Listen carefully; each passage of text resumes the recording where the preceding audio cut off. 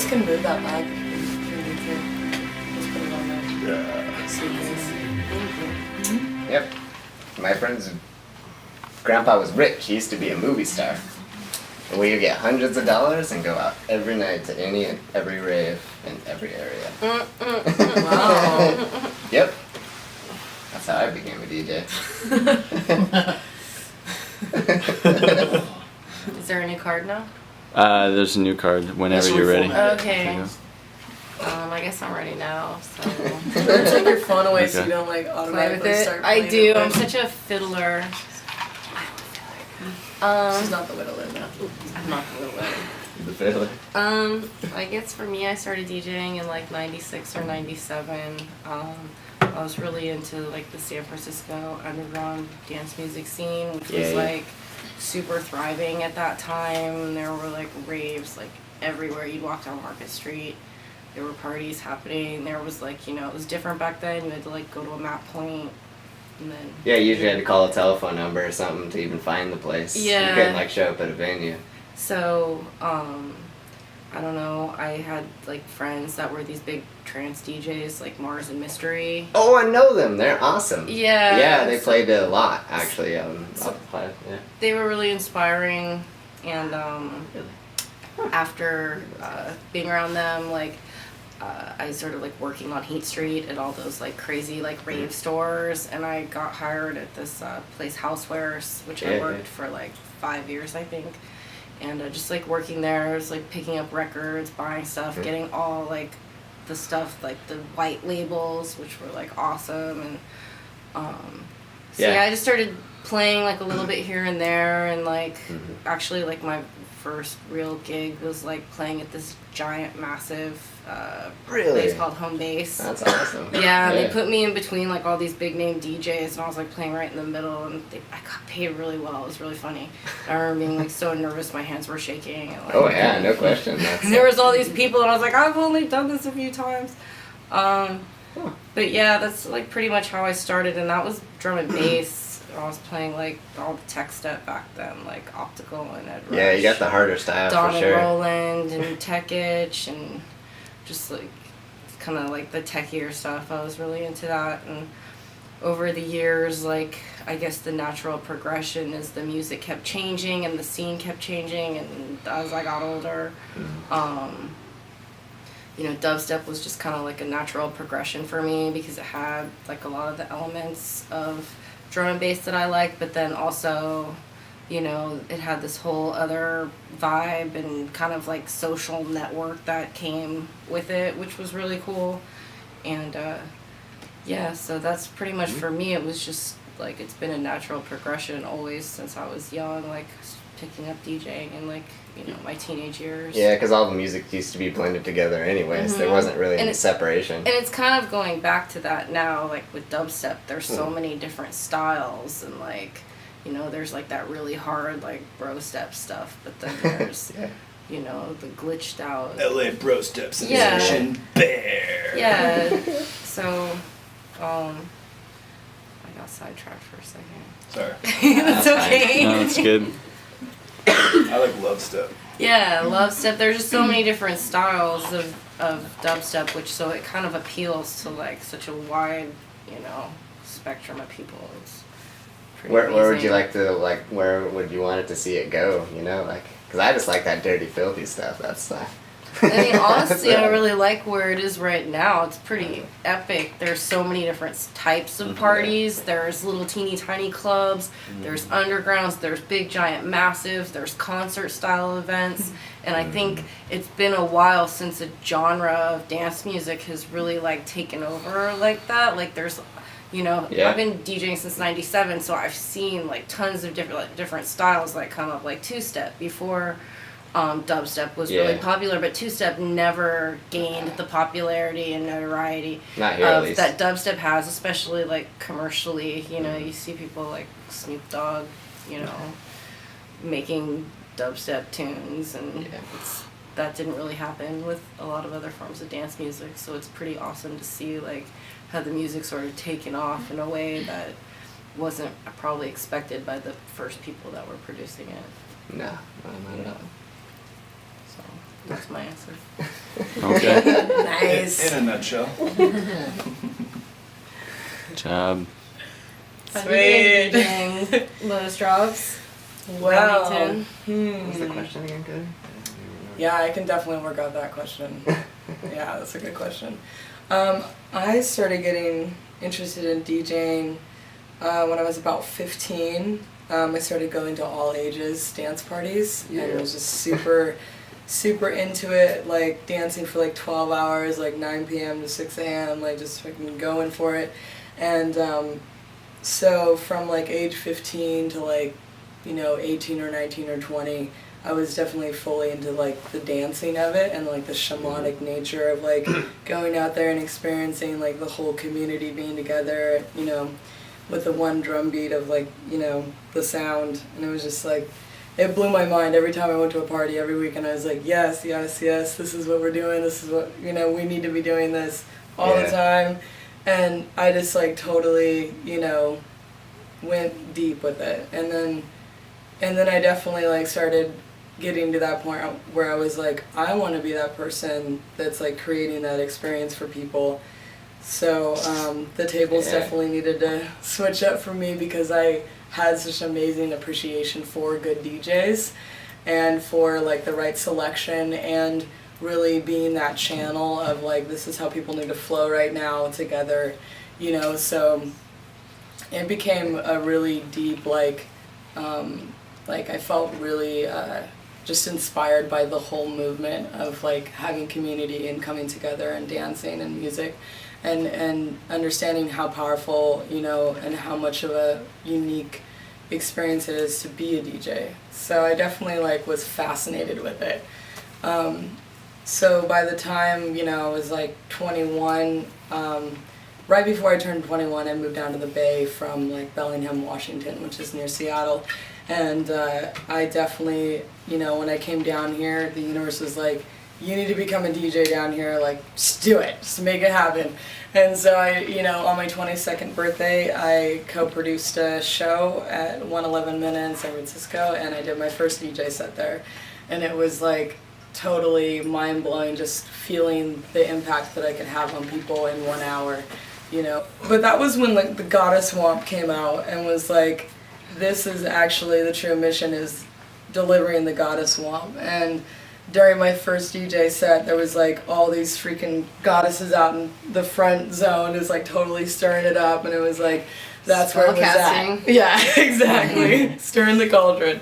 So, yeah, so it was definitely like the Goddess Swamp was just like, on the rise, for sure. But yeah, right after my 22nd birthday party and my first set, it was like, it was on, like the switch just turned on. I was a DJ. I had to DJ, make it happen, find music, connect with other DJs, like the networking, scenario down in the Bay Area is just like, it's mind-blowing. So I definitely like dug in and really like embraced the fact that I was a female and that I was a DJ and that I could rock people. So just making the connections, and I was actually producing shows and stuff at that time. So yeah, I mean, it's been a powerful shift of being, that person that's the one that's dancing to the one that's creating that experience for hundreds and hundreds of people weekend after weekend for years and years. It's just like super wild.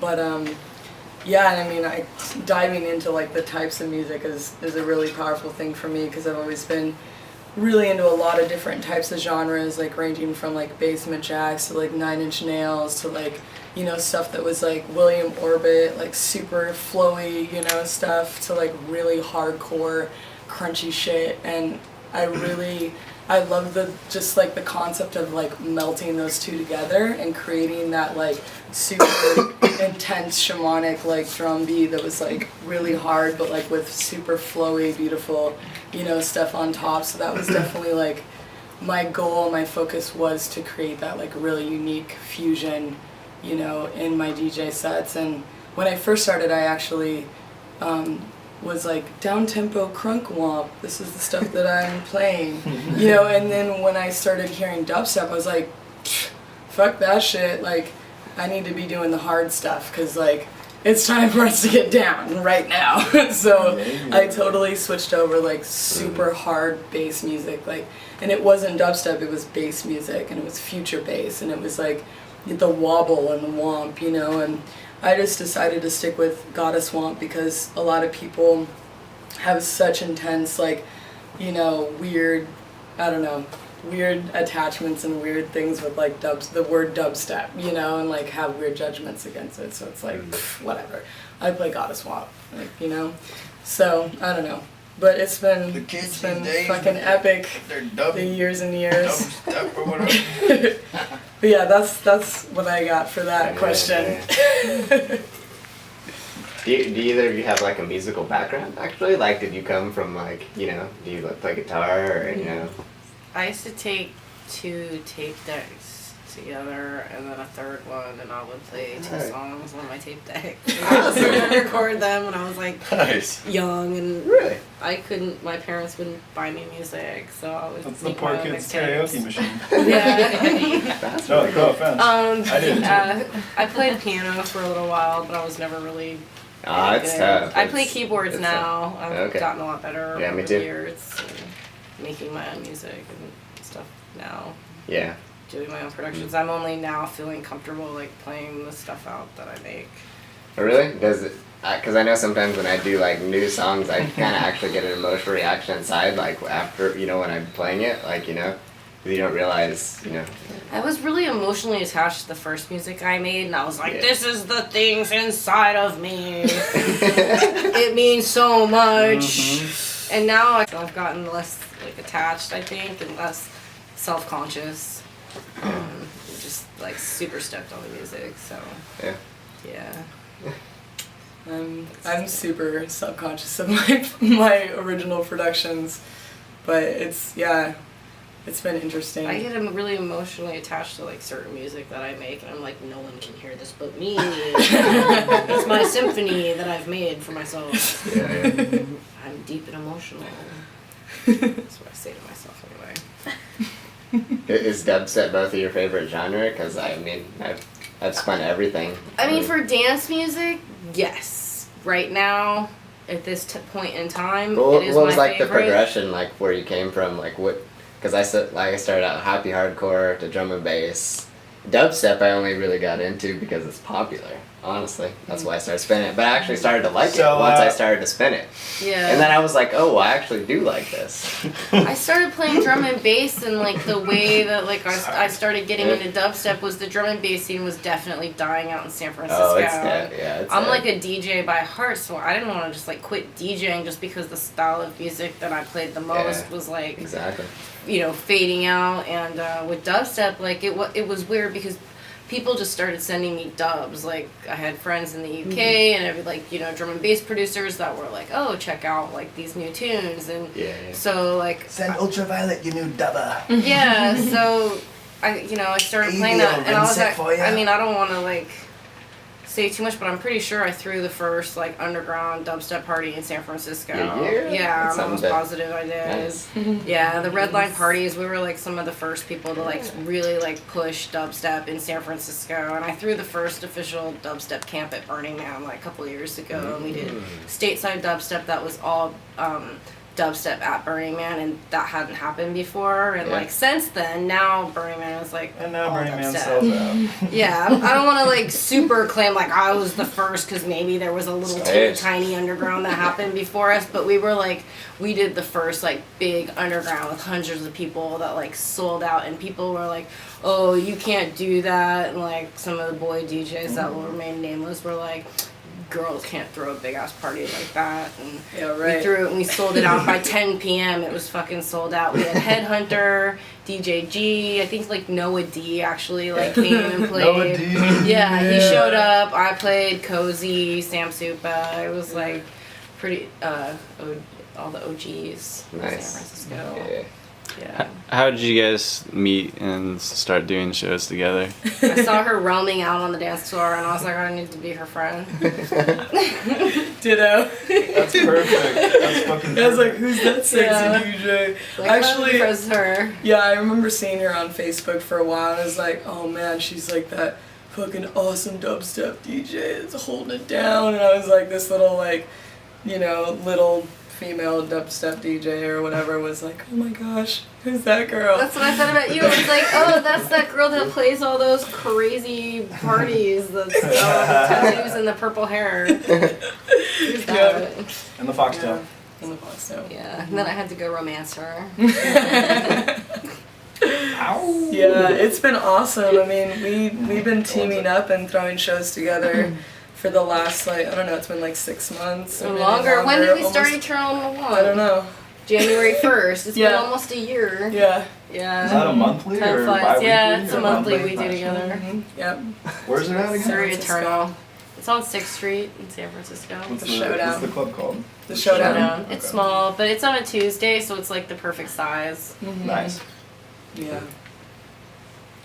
People are casting spells on the dance floor. Tuesdays are Tuesdays They are do. really. Yeah. Tuesdays Oh, yeah. are tough. I've never to seen see. that. Super That's fresh. pretty fun. I'd Yeah, love to yes make- and no. I'd love to People- make it sometime. I've seen People someone like cast to a spell party on the on dance floor. Tuesday. Oh, for you, you mean? Yeah, school yeah. up here. Bay Area will party. No, I'm down to Yeah. party I on didn't prepare any Tuesday. for it. Yeah, just have a That's drive. good you had some insight. Maybe Have to spend- Thanksgiving Shit, break. dude, 15 years. Thanksgiving break, I want to mob down to the bay and rage for like a week. So Thanksgiving. What do you guys think of Thanksgiving?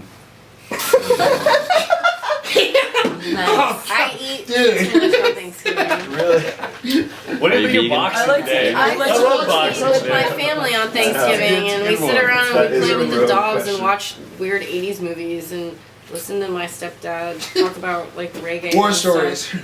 Yeah, no, my stepdad's a reggae DJ. He's been one for like 30 years. He's a selector. Yeah, he's one old Selector. Pull school. it up, selector. Yeah, he's very inspiring. What's your pops' name?